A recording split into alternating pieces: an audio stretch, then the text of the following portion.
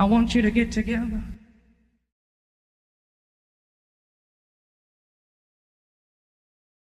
Hello, everyone. So, it's that time of year, it's that date, it's the anniversary or the remembrance date of that world changing event, that thing that happened 23 years ago that changed everything psychologically for a lot of people. It's probably the nicest way of putting it, the most politically correct way, the calmest, politest way of phrasing this, but things weren't really the same after that horrible possible sacrifice that took place on that day. I mean, how old would I have been? I would have been 9, 11. I would have been maybe. See what I did there? No, I would have been about 11. I think I would have been 11. What am I? I'm 30. No, I'm 32 now. And if it was 23 years ago, my math was never my strong point. I may have been 9 years old. I know I was in what we call in the UK primary school, and I do distinctly remember walking through the hall of my primary school into the assembly area, and I remember us all being sat down, and with us all sat in rows, in a big group in the centre of this square assembly area with the stairs behind us, looking at these teachers all lined up at the front, looking dead serious and somber, and they just say to us, you can go home early today. Something's happened, we're going to let you go home early. And I didn't understand why that would have happened to me then, now in hindsight. I mean, we're in the UK, and I know it was a horrible event. It's kind of like, well, why do I have to go home from school because of this? It's kind of like everything had to just stop. The whole world stood still. And me, thousands of miles across the Atlantic, some 9-year-old in primary school got to go home early, and that was odd in and of itself. In of itself, that's strange. That's very strange, is it not? And I didn't know what was going on. I didn't understand anything. I'm 9. What do I know? But I go home, and my mum and dad. By the way, I only live around the corner from this primary school, so it was easy enough to walk home. I walked home, and I come in, and my mum and dad are there watching TV. And yeah, it's all there on the television, the smoke going up, and the towers just coming down, decimated, absolutely decimated. And everyone's dead sad and somber, and I don't know what to do with that as a 9-year-old. Or what to make of it. Things were probably said, I don't remember any of it.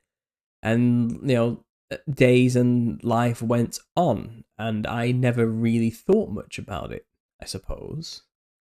But it was always there. It was always kind of in the air. And as the years went by and I went into my teenage years, I could see things change. Or people were telling me that things were changing drastically as well. Heightened security everywhere, more cameras everywhere, a sense of distrust, neighborly distrust everywhere, racial tensions increasing, all these typical things, and things were less safe, metaphorically. People didn't feel safe anymore. I remember that as a child. I remember the way it made me feel more so than the actual nuanced the event itself. I remember how the event made me feel more so than what actually happened. It was only years and years and years after the fact, when I was in my 20s, my early 20s, did I even start to question these things and look into that event and wonder what happened there. And quite quickly, when you start to look into it, you see it doesn't make any sense. None of it makes any sense. Not one part of that official narrative is grounded in reality at all. And you know what I'm talking about. I'm sure if you're here, I'm sure you've looked into it enough now to know they lied about what happened that day. They were built to be destroyed. That much is clear. It was a plan in the making for decades.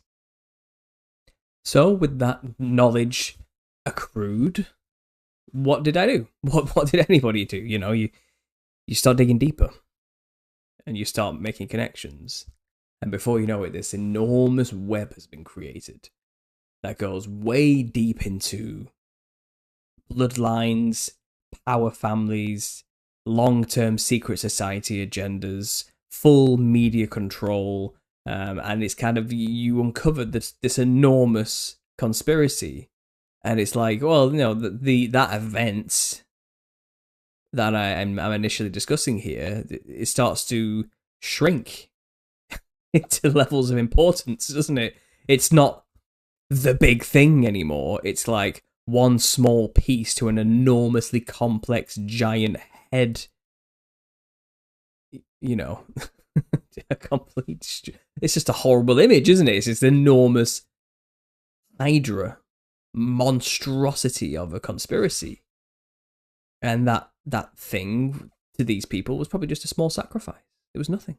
It was nothing to them, and it was imbued with all the occult symbols, the the IXXI Roman numeral representation of those numbers, which looks like two pillars with the Freemasonic square and compass in the center. It's the portal, it's the opening to the underworld in their eyes. It's the gate, or the way to gnosis or knowledge, or to the little G, the Freemason G God. It's all there with the eye in the center, and it's kind of, it was just a ritual. It was a giant sacrifice ritual, and they're laughing at us, and they used it as an excuse to make huge changes to laws and to the times that can never go back. That's it now. That's the way it is, and this new change is forever the way it is, and a psychological gaslighting, mass gaslighting, psychological warfare event was played out on everybody, and nobody's the same since, and nobody trusts each other anymore, and everyone is on edge and terrified. That day was a huge day for so many people. Not just because people lost their lives, which is awful and sad. Not just because a landmark or a landscape was forever changed. And not just because fears were imbued into people and attitudes were changed towards our fellow man that day. But also because that's when people started to wake up. That was the event that got people questioning official narratives for the first, really realistically, for the first time. There's always been those people out there like questioning whether the government's hiding aliens from us, what really went down in Roswell, or JFK. It's kind of like, what was going on with JFK? Why was he really taken out? There's always been people asking questions, but I mean, on the scale we're talking about here, that was the day that kicked it off, and people started to actually question things. And I look back at that event, and I like I say, it's been over a decade now. It's been 23 years. It was 10 years ago. I did all my study on that thing, and it's kind of in retrospective, what do you call it? Like nostalgia. You got retrospective nostalgia on that, on my research into those things. It's kind of, I look at it now, and it's kind of like, why? Well, obviously it was all false, and it was a false flag, or whatever you want to call it, or it was a convoluted, created, scripted event. It's obvious it was. It's not even like they've tried very hard to hide it. They blatantly made it obvious what they were doing there. Like, the controllers truly showed their hand with that event. They showed, we're here. We exist. And yes, we control everything. And you will believe what we tell you. That's basically what that event was. It was kind of, we know, this is all made up. We know, that we're here and we created this disaster. We know, what are you going to do about it? That's kind of the attitude of that whole event. That's the message I got from it. It was the controllers showing their existence. Showing that they create the events. They orchestrate the disasters. They have scripted our reality. What are you going to do about it? It was like a brazen, in-your-face, poorly covered up event.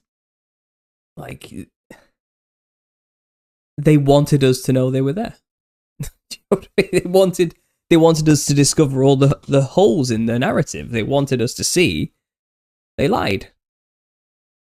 They weren't trying to hide it, that they lied, really. Just enough to have that plausible deniability. But it's like they gaslit you. It's kind of like, no one's going to believe you type of attitude. Yeah, we did it. We're going to go and try and tell people, go on, they'll laugh in your face. They're not going to believe you, you know. It's that kind of attitude, wasn't it? But at the same time, it's like anybody who just slightly use their cognitive faculties, just a little bit, you know, can see that whole thing was just a scripted mess. Like, it was done on purpose. It's a controlled event. Every little bit of it was controlled. You know, and people died. Like, but not for the reasons they tell us. And agendas were pushed afterwards. And it was obvious they were pushing those agendas afterwards. They didn't even hide that they were doing that and using that event as a convenient event just to get away with the next policy change. The more controls to make the cage a bit smaller, you know. But they weren't hiding it. They were laughing all the way. And at first, voices were outraged. We had those contingents of people, like what truly went down on 9/11, you know, what truly happened that day type of thing. And there was Netflix documentaries and YouTube mockumentaries and all these type of things and videos coming out all over the place, you know, and it was like the official controlled opposition narrative. The counter narrative was controlled by the people who came up with the fake narrative to begin with, you know. They were using their media formats to foment distrust. It's kind of like they wanted people to distrust the government. You know, they want people to know they're there. But it's kind of drip feed released, and like they controlled how people discovered they were there as well. To the point where people, it's like, well, if they do control everything, what can I do? It's that kind of thing. It's like the whole thing was like a really complex but poorly written out psychological warfare event. It was messed up, wasn't it? It was messed up, right? Like when you really think about it, it's bad enough what they did. Just the event itself was awful. But the way they used it and how they didn't even try to hide very well that they caused it either. Why? Why make it so obvious? And I think we have to talk about, if you're a conspiracy theorist worth his salt, you have to discuss, okay, so there is an agenda at play to externalize the hidden hand. The externalization of the hierarchy. Okay, and this is a theosophical concept coming out of the thought schools of theosophy from people like Helena Blavatsky and Alice Bailey. You know, these are the main two proponents, but there's many students upon this, and even today the Theosophical Society continues, and they're kind of like a hermeneutic, Gnostic, Luciferian, hybridized, all religions mashed into one philosophical think tank. You know, they're very odd. And Alice Bailey created a newspaper called Lucifer, okay, the Lightbringer, and that has amalgamated today into this other lobbying group called the Lucis Trust today. You know, and they have this philosophy, this idea that all that is hidden will become known, but the public, it'll become known in a way in which the public accepts it as a reality that's immutable and unchangeable, and they won't try and do anything to rebel against the reality once it's made known. And they have this long plan, like 100-year plan, you know, to reveal themselves as the hidden secret hands of all of reality, the culture creators, you know, the ones in control. And their end goal is to get everybody to accept them and their religion and belief that Lucifer is the true god of this world, the Lightbringer, the bringer of knowledge, you know. But because of the hold of Christendom, you know, and people's old world religious superstitions that have the grips over the Western world and other parts of the world, it's kind of, we can't just reveal ourselves straight away because they'll rebel straight away and call us Satanists and evil and kill us, And it's kind of, well, let's call a spade a spade. You are Satanists. You are Luciferians. Okay? So maybe people would be a bit sus if you came out and said, yeah, we worship Lucifer and you should too, So they have to do it slowly. And a part of this plan, it seems, I imagine, is to create and foment events which reveal them. But they have to do it in like I said, a plausibly deniable way. So they start things like the truth movement. Okay, now the truth movement really is something that developed after that event, wasn't it? As a more cohesive contingent group of people. And the people who were a part of it initially weren't lying. They were sincere. They were really revealing all the truths, about what happened that day and all these hidden dodgy things behind the scenes that were clearly movements of paper and money that were obviously planned well ahead of time.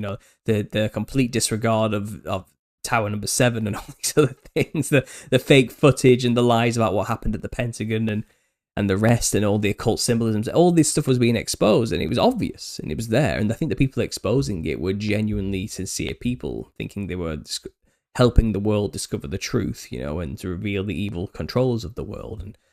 But the sad thing is now, like I said, in nostalgic retrospective viewpoints, that's kind of what they wanted us to do. They wanted us to reveal the truth. They wanted us to find all the obviously placed evidence that was just poorly hidden and there for you to find. They wanted us to know all these things because they were trying to externalize themselves, but in a controlled way. So people were screaming, there's this evil cabal of people who control the world who are orchestrating these events. And then there was the counter narrative on the other media news saying crazy conspiracy theorists saying crazy things and giving examples of, you don't want to be a conspiracy theorist, do you? They call themselves the truth movement. And it's kind of, well, really, it's a bunch of whack jobs who clearly don't know what they're talking about and have given into self-delusion. The government is always telling you the truth type of thing. But it's kind of like even the counter to this new truth movement was purposely being antagonistic and obviously evil. So more people would lean into the truth movement more and say, the media's lying to me, look at them, look at those snakes, look at the way they're talking about these truth people. It's like these people are just trying to get the truth out and they're obviously like evil, controlled corporate media trying to smear these good people. And it's kind of, but they were obviously being like that.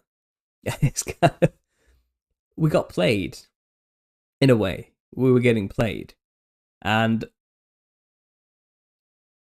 a lot of people focused heavily on the symbolisms of these events, subsequent events after that, going into, the noughties to the tens. A lot of stuff went down in that time that we've probably forgotten about. The things I'm probably not even allowed to say. But it was horrible, more sacrificial-like events that involved people running, for example, or children studying, and these things being cut short. Stuff happened, okay, and odd videos got released that started to foment a disbelief or distrust in religious ideals that were the norm, like Christianity. So the zeitgeist appeared, and what else happened? We had iPet Go 2 appear out of nowhere, and people were obsessively trying to decode things and finding signs and numbers and symbols in lots of things, and it was kind of getting a bit wild. It was a wild west of conspiracy during that time, of the early time of the internet, where there was no real censorship at all, and people were just speculating and wildly theorizing and showing the truths and the hidden symbols and everything all over the place. It was a confusing time to be a truther, to be a conspiracy theorist, because there was just so much. It was just bombarding us all over the place, and we were kind of taken for a ride during that time. Blown in the wind, I suppose, like a crisp packet in the wind. We were just flying around all over the place, whim to whatever the next big thing was, and we all had the mindset, oh, we get it, we know what's going on, we have the truth, and those sheeple over there haven't got a clue what's going on. Look at them going along with the agenda like idiots. What do they know? They need to wake up like us. And steadily, more and more people were waking up and joining the truther ranks, and the conspiracy theorist type was becoming more of a norm, especially into today's age. Now, I think nowadays you'd be hard pressed not to find somebody who's skeptical and is a conspiracy theorist. And we all know that we're being controlled right today. We all know that we can't trust the media. We can't trust a word they're saying. It's all controlled narratives. It's all orchestrated by rich, Kabbalistic, high-end occultists who are clearly satanic. I say these things now, and it's kind of, this is absurd to say 20 years ago, but now it's like, yeah, obviously, duh. But that's it, isn't it? That's the point. 23 years after that day, the whole world knows that we're being controlled. We know our governments are all owned. We know it's all orchestrated and fabricated. We know all this, whether it's consciously or subconsciously now. It's been made clear.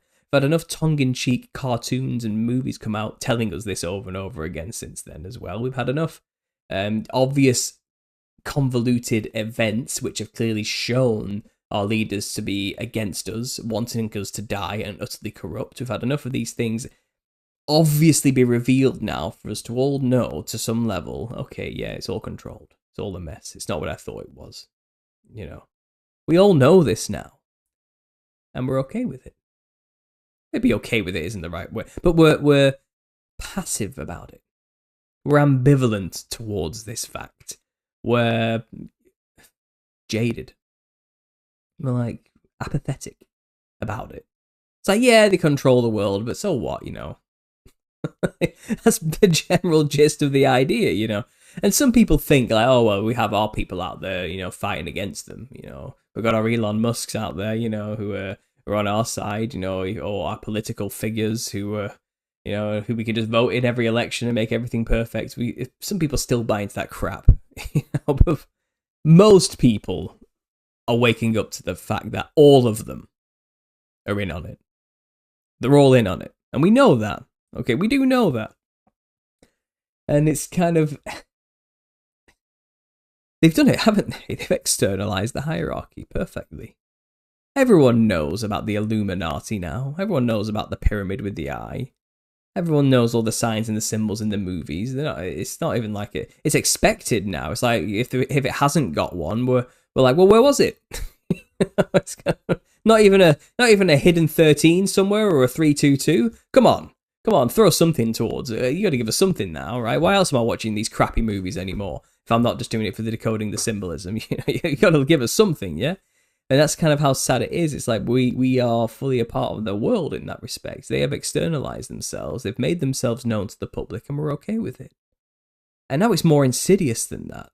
Because the truth movement, though it started off predominantly anti-capitalist, anti-billionaire, anti-cabal, you know, pro-democracy, pro-patriotism, you know, the truth, and they started off not really religious in any way. And then you had the new age types arising. It's all about consciousness expansion, the man trying to bring us down. We've all got to, you know, decalcify our pineal glands, that type of thing. We're going to get back to nature, you know, we're going to boycott the major corporations and start going all herbal and natural. There was that kind of contingent, and then there was the other contingent of like, you know, we're Christian, you know, it's all about God, we're going to get right with Jesus, tribulation's coming, this is signs of the end times coming upon us, this is Satan wandering around like a roaring lion seeking whoever he may devour. The signs of the times say tribulation's about to come upon us, the veil's going to be lifted, the vials will be poured out, the trumpets will be blown, you know, get right with God now. You have all these factions fighting each other and say, you know, my way or the highway to interpret conspiracy. And it's kind of, well, all of it was just a show. Because now Gnosticism is on the rise. And this is the natural progression of it all. Everyone's so disillusioned and apathetic that people, and obviously the new age, cheesy, nonsensical worldview is now fallen to the wayside, which basically is basic theosophy. Now advanced theosophy is kicking in. And now the people are being brainwashed through the truth movement into Gnostic, Luciferian ideologies. Okay, and Gnosticism is a very loose term to describe a vast umbrella of beliefs. And I'm not going to get into defining Gnosticism today because no matter what I do, everyone's just saying, well, that's not true Gnosticism. You don't really know what you're talking about, but yeah, you know what I'm talking about. It's a pernicious, parasitical ideology that latches on to other ideologies, and it's insidious. It's insidious is what it is, and it's basically a theosophy. It's Luciferianism at its core. And that's the ideology people are being brainwashed with now. And if they're not being brainwashed with real theosophical, sophist, alchemical, hermeneutical type ideologies resurrected, these old world ideologies resurrected, then the less religious types are being brainwashed with the it's a simulation version, which is the same thing. It's just without the religion involved, because Gnostics loosely have this idea that the world we live in is a flesh prison created by a stupid, vindictive god, lesser god, that we need to escape his creation in order to become the true homogeneous beings that we actually are, the androgynous, homogeneous beings that we truly are, made by the true architect of the universe. Well, the Matrix is basically that, the world we live in is an illusion, holographic projection to keep us trapped here, and we're being used for energy. It's the same concept. So whether you're religious or not, you've been given this ideology, you've been drip feed this idea that the world is a bad place, it's a trap that we need to escape in some way. And that's been fermented through the horrors and these events and these horrible things, and some kind of weird bastardized twisted scientism. Is that how you would call it? Mystic scientism. And that's a part of the externalization of the hierarchy. So now we've got the people to believe that we exist and know we exist. Now we're going to have to get them to believe our religion as well. So they're on board with us. Not only did they know that we're here, but they're also on our side now and believe what we believe. So that's all in play now. It's all happening right now. We're in the throes of all of this. And we've been played, haven't we? Like my channel's called Understanding Conspiracy. When I started the channel 10 years ago, I wanted to understand what is going on. What are people seeing and researching and reading and listening to that's making them say these things? Like the world's going to end in 2012. What the hell? Like what can make somebody think that possibly? So I went into this research with the aim to understand it. I want to understand the conspiracy. Not conspiracy theories, although that's a part of the process and we can talk about them. The whole thing. What is it? Why is it happening? And I think I'm loosely trying to explain it to you here now in this stream of consciousness where I'm trying to piece my own thoughts together, It's kind of, it seems like the conspiracy is to make us know the controls are here through a series of orchestrated events. But not only that, to also make us be on their side and believe in them and want to be a part of it. And I think that's pretty much happened. And I say it today, on this day, 23 years after the fact, because that was like a moment where it's like the game began. Up until that point, they'd remained hidden and didn't want anyone to know they were there, basically. And those who did out them were killed or silenced or removed or taken away. It's kind of like, yeah, we're here, but it's not time yet for the people to know we're here, so you've got to shut up. That's pretty much what it was then. But after that day, at the turn of the millennium, it's okay to talk about them now. They kind of want you to talk about them. And a lot of us who think we've been exposing the evil Illuminati Satanists, we've actually been helping their agenda. That's what you've been doing. That's what we've all been doing. And it's kind of, the setting is up for an even grander plan, I think I've kind of realised with this Millennial Kingdom stuff. It seems like the whole point was to make us believe that Jesus is about to return. To put an end to the obvious evil that controls the world currently. The people causing earthquakes, the people causing war and destruction and pestilence and genocides, the people doing all these obviously terrible things to us from these secret cabals, those of the synagogue of Satan, who are obviously here pretending to be Jews but are not. All the signs are there that indicate this is mid-revelation stuff. It looks like Christ is about to return. All the signs are here. But that's the point. The externalization of the hierarchy is a part of that plan to make you believe you're in that time before Christ reveals himself. The revelation, it's the end of all things, where all things that were hidden will become known type of stuff. And then there's going to be a horrible cataclysmic event that barely anybody's going to survive, right? That's what we all believe is about to happen if you're a Christian, especially in tribulation's coming. Well, it comes with a horrific 7-year period, though they say. It's up for debate how long that actually is, but it comes with this period of time where humanity just gets wiped out, and no flesh would be left if those days weren't cut short, and we're meant to believe they will be cut short. And then most Christians believe then a new heaven and earth forever and ever and ever, and everything's perfect. That's not what he says, is it? And we know that now because we've been doing the work. That's not what happens. Okay, and this futurist Darby-esque invention, this from the footnotes of a rewritten Bible in the 1800s, where people believe all prophecy is yet to be fulfilled in the future. This dispensationalist re-emergence building of the third temple nonsense is all new. It's all a new ideology. But that's what we've all been indoctrinated to believe. If you are a Christian today, you are allowed to believe that, and no one's going to silence you. No one's going to stop you from saying these things. You're allowed to get your 501c3 church in this world and build it into a mega church with millions, if not hundreds of thousands of followers. And you preach, brother, preach that Christ is about to return. Go ahead. They ain't gonna stop you, because that's the point. I was talking with Joe on Alpha Talks recently, and he showed this clip. It's Tucker Carlson talking to somebody, and I'm not sure what it is. Wait for Joe's video to come out soon. I'm sure he'll showcase this better than I can. But the guy basically says, even the apostles got this wrong, but they were all like, Jesus is about to return pretty soon. And it's that phrase, the apostles got this wrong because Christ didn't return in their time. It's like the audacity of a Christian to say that the apostles of Jesus Christ, which we base our faith upon their writings after Christ's ascension, are wrong.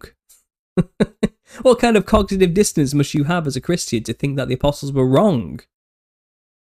Is it possible? Through Occam's razor, the simplest answer is the truth. They were right.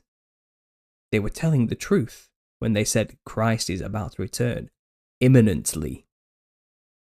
That Christ did just return imminently. Instead of twisting ourselves into pretzels and into knots to turn an X into a Y, because you've believed X for so long that it's impossible to know Y and accept Y, that you have to mutilate X and extend 2,000 years in there somehow to make it seem like it fits with the narrative of Y. Or could it not just be that it's Y? You've been believing the wrong thing. Christ has returned, and he's already been here for 1,000 years, ruling, whether that be in heaven or on earth physically, and we're now in the aftermath of the 1,000-year reign of Christ, which most people don't even know about.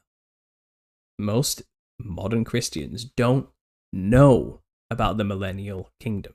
They don't know about the 1,000 years where the devil is locked away. They don't know about this period of time where people are resurrected as saints to rule with Christ for 1,000 physical years on earth. And they don't even know that when that ends, and it has an end, Satan is released and allowed to rule for a short time. They don't know that. So in retrospect, looking back at, the past 20 years, with the externalization of the hierarchy agenda in full swing and pretty much succeeding, we all know they exist now, we're all doing nothing about it, we're passive about it, we've all accepted that they're there, and what are we going to do? Whatever, let's get on with my own life. It's fine if they're there, let them do their thing, whatever. Well, that's what Satan would do in a little season, wouldn't it? That's how he would do it. He'd be released, and spend a few hundred years slowly revealing himself to be the true God of this world, which he technically kind of is for a short period, but not really. Christ is in control, always has been. He never left the earth. Satan's on a short lead, but he's in control. He's calling the shots for a short period in a physical sense. God's always in control. Always have faith in that, but it's his little season. And we've been given over, haven't we? And people who have reprobate minds are fully into this. They're all for Satan and his little season. Okay? And he's been revealing himself, and more people have been accepting that he exists, that his people are here controlling us, and are wanting to be a part of it, and are rejecting God, and turning to Satan, and saying, give me everything. Give me all the kingdoms. I'll bow down to you. And that's what he's been doing slowly. He's been externalizing his existence and his control so people accept him and even like him and want him to be in control. And that's how you build an army. Armies don't just fight for money. If you could pay people to fight in your army, mercenaries, but they're guns for hire. They'll drop their weapons and turn them on you if someone offers them a better thing. Or if they're not willing to die for your cause, they'll take the money and run. They don't really care.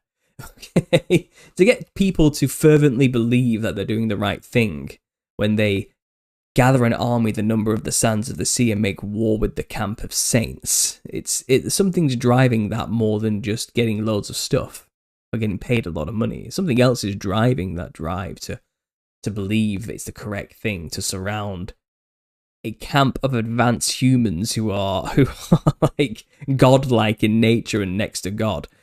Whether they understand that's what they're doing or not, but still, something else is driving that. A passion is behind that kind of fervent following of leadership. So Satan's going to have convinced a lot of people to follow him with love, with sincerity. Now, if this externalization of the hierarchy comes with indoctrinating people into a Luciferian ideology that Lucifer's the good guy, he just wants you to know stuff. He wants you to be like a god. God doesn't want you to be like him, but Lucifer's giving you the fire. Lucifer's Prometheus. He stole the fire of the gods and gave it to humanity, and he got punished for that. Is that fair? That's not fair, is it? What kind of loving God doesn't want you to have all the knowledge? Lucifer wants you to be free. Lucifer's your savior. Lucifer's truly the one that's come to set you free, not Jesus. Jesus works for the man. Jesus is just the son of the prison keeper. He's there to keep you locked in prison. Lucifer's here to get you out. Well, that's pretty much what everyone believes. That's what everyone's being slowly indoctrinated to believe. Yes, that's pretty much the agenda in full swing. That's the theosophical worldview.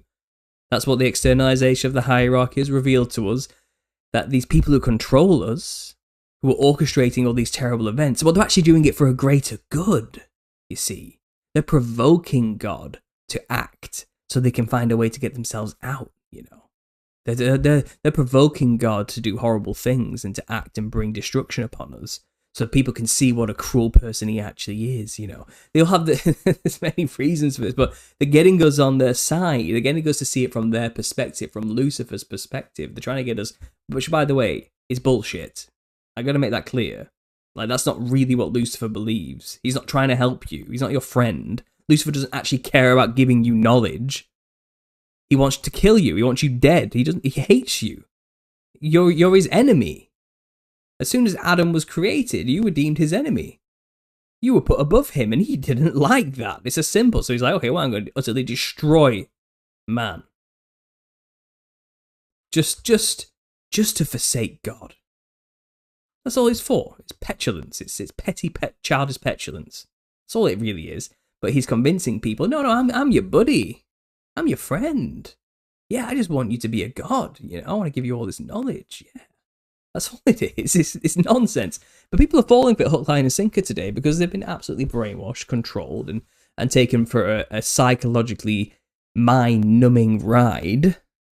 That people have been gaslit to no ends and utterly just defeated and trodden upon and torn apart and trampled by the world, which Satan's currently running. It's his little season. People are seeking for answers, seeking for a way out. They want God. and instead they're getting Lucifer. And that's the game. That is the game that we're kind of all being played against here. And the little season theory finally contextualizes it all. It really does. And look, you can still know Jesus, have a true relationship with God, and live happily in this world because he is still in control. Fundamentally, he is above all. Okay? And you can have a relationship with God through his son, Jesus Christ. Or you can be of the world, you can lust after worldly things, and Lucifer could be your God instead. Okay, you can lust after kingdoms, fame, money, and wealth. Or you can yearn for a relationship with God and have a place in his heavenly kingdom after all of this. That's the choice, really, isn't it? That's it. That's always been the choice. So that hasn't changed because we're in a little season. And if you want a relationship with Christ, ask, and he will reveal himself. You shall receive. Trust me, it's happened to me. I'm just saying. I'm talking from experience. I'm telling you. I asked, and I received. You receive inner peace, a calm, a sense of identity, a true sense of identity. You know who you are and what God truly intended for you. Death has lost its sting. It's like, oh, they might take my life, but they'll never take my salvation. You're free. You're free from that misery, that concept, that pain. And yes, death is sad. Jesus wept. But it's not the end. Okay, it's not the end. And the finality of existence is the fear that they're depending on to keep you in control. It all gets blown out of the water when you learn Christ fulfilled his promise and established his millennial kingdom on earth for 1,000 years, and we're in Satan's little season. Then you know he's real. It's real. We haven't been waiting 2,000 years and Christ hasn't turned up yet because clearly he was a liar and the apostles were wrong. No, they were right. He fulfilled his promise. And what comes next is the eternal kingdom after this short time. That's what we need to get ready for, guys. That's where the blessed hope truly is. That's what it is. That's where it truly is. And if we're focusing on Christ is about to return and tribulation's about to come upon us because they've convoluted all this mess and these signs for us to believe we're in that false timeline, then what's going to get presented to you is not going to be Christ. It's not going to be him. It's going to be the devil or Lucifer or Satan or whatever title you want to give this adversary, angelic, demonic being. It's going to be that thing putting himself in place of God. He's going to be descending down and saying, here I am, your savior, your Messiah. I've returned after 2,000 years. He's going to pretend to be the Son of God. He's going to pretend to be Jesus. That's what he's going to do. And most people who are currently waiting for that to happen, a lot of Christians, billions of them, no doubt, are going to believe it. Because that's what they've been indoctrinated to believe is to come next. Isn't that a long con? Isn't that a big deception? A grand deception, some sites say. It's a deception so large that even the very elect could be deceived. That's the biggest deception. You know, it doesn't get much bigger than that. And are you aware of any of this? Do you know that you could have been played so hard? Do you still think you revealing and exposing the signs and symbols is actually helping anything? Or do you still sincerely believe you're not just playing into their hands, but when you do these things, you're not just externalizing the hierarchy as they planned? It's time for us to play 4D chess now. We need to get smarter about what we're doing here. We need to wise up. We need to cut to the chase, as they say. You know, I don't know if time is short. I don't know how long a little season is. I'm not going to live in fear because it could be around the corner. I don't know. But at the same time, we've got to do better. I think as a getting nostalgically retrospective about the truth movement, which I'm proudly a member of. You know, I've got my place in it. I've given my piece of my Nephilim look like clowns thing and my musings on this. You know, I'm contributing. I'm here with you on the front lines. I'm trying, but it's kind of, we've got to be clever. We've got to know the tactics used against us here, and I'm sick of being played a little bit, you know, and I'm sick of watching other God-fearing, Jesus loving, truth following people sincerely trying to reveal the truth, but still just playing into their hands. And I think cutting through the bullshit is how we do it. Let's get straight to the point, straight to the end here. I think I'm giving you the end point. Oh, it's all orchestrated and controlled. Even the truth movement was controlled. We want to talk about controlled opposition. The whole truth movement was controlled opposition, and about 99% of the people in it didn't even know that's what they were. They didn't know that because they sincerely believed we were actually exposing evil. That's how pernicious and intelligent our enemy is, the devil. He isn't stupid. That's how well he's played us. He's played in our pride, essentially. Well, we know the truth. That makes us better than everybody else. We're smarter than other people because we know what the real truth is. Pride. That's what he played on. He played on our pride to get us to externalize the hierarchy in a controlled manner. We can't be falling for that stuff anymore. Look, if we're in the little season and Christ has already ruled, then there's only one thing that has to be done. Get right with Christ. Get to know him. Understand what the plan is. Read the end of Revelation. Get to the end of the book and see what it says about what comes next after the millennial kingdom. Because if we're after the millennial kingdom, then there you go. And I know it sounds scary to a lot of people, but this is not a faith-killing subject. This should bring your faith up, because now you can know with absolute certainty, no faith required, Christ kept his promise, and he loves you. And he wants you to come back to the Father. And we can do that through him. All we have to do is accept his sacrifice that he made for us. And we will be saved. It's the good news. It's still good news now. And whatever comes next, you can hold steadfast in that. You can know it's okay. He's in control.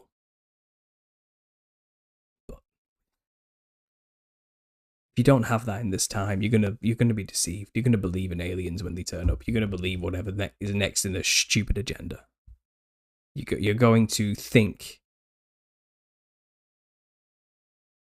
that the false Christ that presents himself is the real Christ. And you might think yourself righteous. Well, I refused the mark. I held steadfast till the end. I kept faithful all through tribulation, and now Christ is finally here to give me my just rewards and let me rule with him for 1,000 years. You might believe all of that. But if we're in the little season, you have another thing coming. Like, seriously, you're in trouble. And I have faith that Jesus is in control, and hopefully he'll let you see just in time. But think about that phrase, depart from me, I never knew you.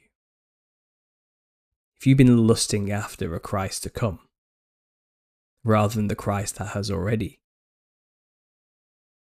then were you really following and going after the right person? Did you truly know Christ? You've got to be careful. We have to think now. We have to really think. Well, let's put on our thinking caps. I know we're just people and we're limited, but we've really got to think here. We've got to be smart about what we're doing. And that comes with questioning, when are we? Not just where. I know that's a big part of the conspiracy culture, to understand the nature of creation and cosmology. But where isn't going to save you? When might be closer to saving you, to understanding the truth. Like, if you don't know when you are in the time line, then everything else kind of is a little bit irrelevant, because you haven't contextualized yourself correctly. Everything else is off. Like, you're off base completely, by a few degrees, and that makes the entire building collapse. Just being off by a few degrees with one thing makes everything wonky from then on. What you're building on top of a crooked foundation. It's kind of, you have to know when you are first before you can know who you are and where you are and what's going on.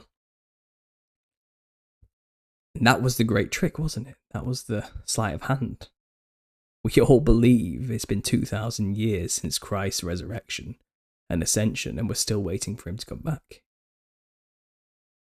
When he likely came back somewhere around the time of 70 AD to 500 AD. And we don't even know how long that time truly was, because we can't even trust the historical record when it comes to this kind of thing. It's so complicated and messed up and orchestrated and controlled that the only thing we really can build our entire reality and faith upon is that Christ is real and God is real.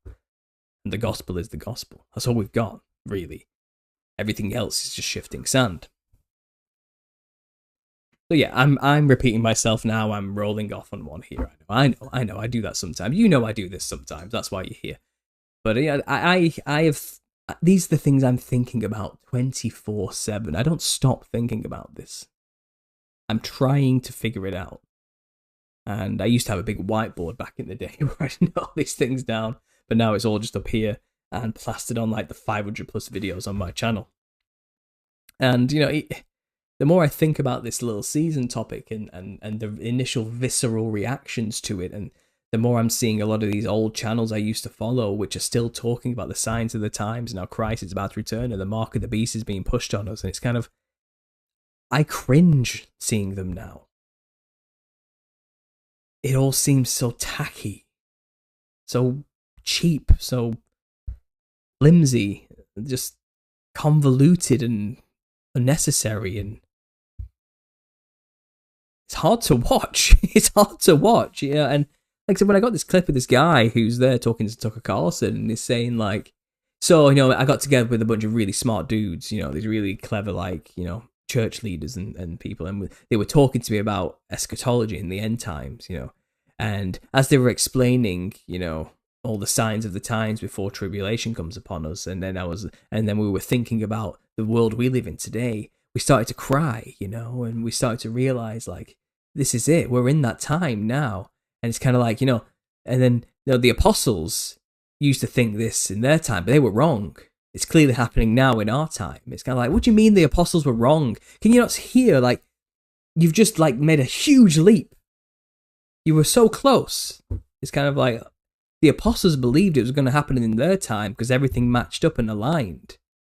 But it didn't happen in their time. No, it's happening in our time now, 2,000 years later. Can you understand how much of a stupid leap that is to make? Not only have you just said the apostles of Jesus Christ are wrong, you would then have the hubris to say it's all going to happen in my time. What? How can you be so close and then just jump so far away? Could it be, well, the apostles believed it was going to happen in their time? Maybe they were right. Let's look into it. There's no way they could have been wrong because Jesus himself told them what was going to happen. Could that be the case? But no, they make this leap. No, it must have happened in my time. It must be happening now. Or the people who control the world now in Satan's little season, with every resource at their fingertips, can easily make earthquakes happen in diverse places, tsunamis, wars, pestilence, famine. They can control the weather, for God's sake. They can do anything they want.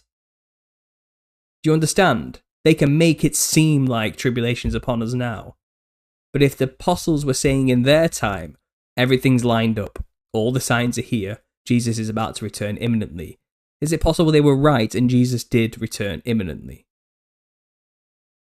I'm going to take the apostles at their word. I'm not going to pay attention to what that box in the corner of my living room is telling me.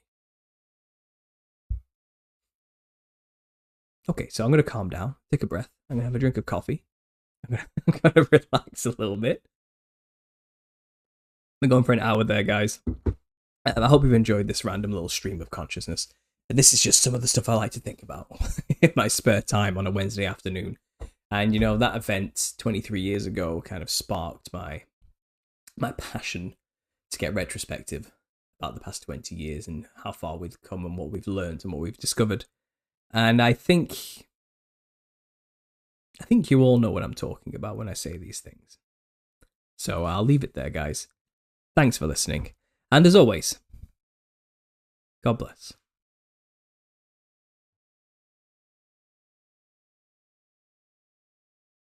Are you tired of the same old conversations?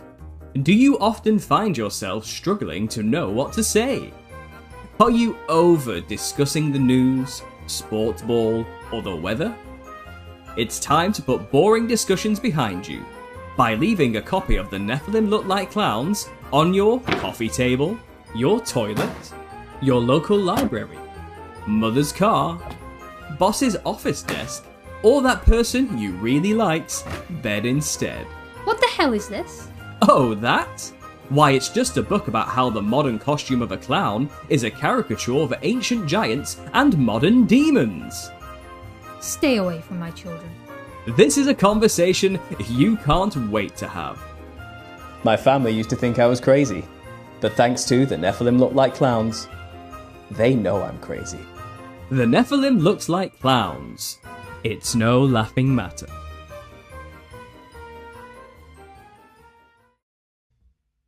I want you to get together